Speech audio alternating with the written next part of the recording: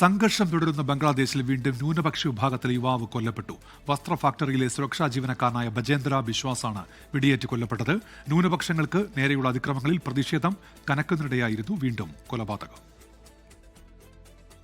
കഴിഞ്ഞ രണ്ടാഴ്ചക്കിടെ ബംഗ്ലാദേശിൽ ന്യൂനപക്ഷ വിഭാഗത്തിലെ മൂന്നാമത്തെ യുവാവാണ് കൊല്ലപ്പെടുന്നത്. ബംഗ്ലാദേശ് മൈമൻ സിംഗിലെ വസ്ത്ര ഫാക്ടറിയിലെ സുരക്ഷാ ജീവനക്കാരനാണ് കൊല്ലപ്പെട്ടത്. ഒരു പ്രകോപനവും കൂടാതെയാണ് സഹപ്രവർത്തകനായ നൊമാൻ മിയ ബജേന്ദ്ര വിശ്വാസിന് നേരെ വെടിയുതിർത്തത്. ഞാൻ തന്നെ വെടിവെക്കട്ടെ എന്ന് ചോദിച്ച നൊമാൻ മിയ തൊട്ടു പിന്നാലെ ബജേന്ദ്ര വിശ്വാസിന് നേരെ വെടിയുതിർക്കുകയായിരുന്നു. ഗുരുതരമായി പരിക്കേറ്റ ബജേന്ദ്ര വിശ്വാസിനെ ആശുപത്രിയിലെത്തിച്ചുവെങ്കിലും ജീവൻ രക്ഷിക്കാനായില്ല. സംഭവത്തിൽ നൊമാൻ മിയെ പോലീസ് അറസ്റ്റ് ചെയ്തു. കൈവശമുണ്ടായിരുന്ന തോക്ക് പോലീസ് പിടിച്ചെടുത്തു.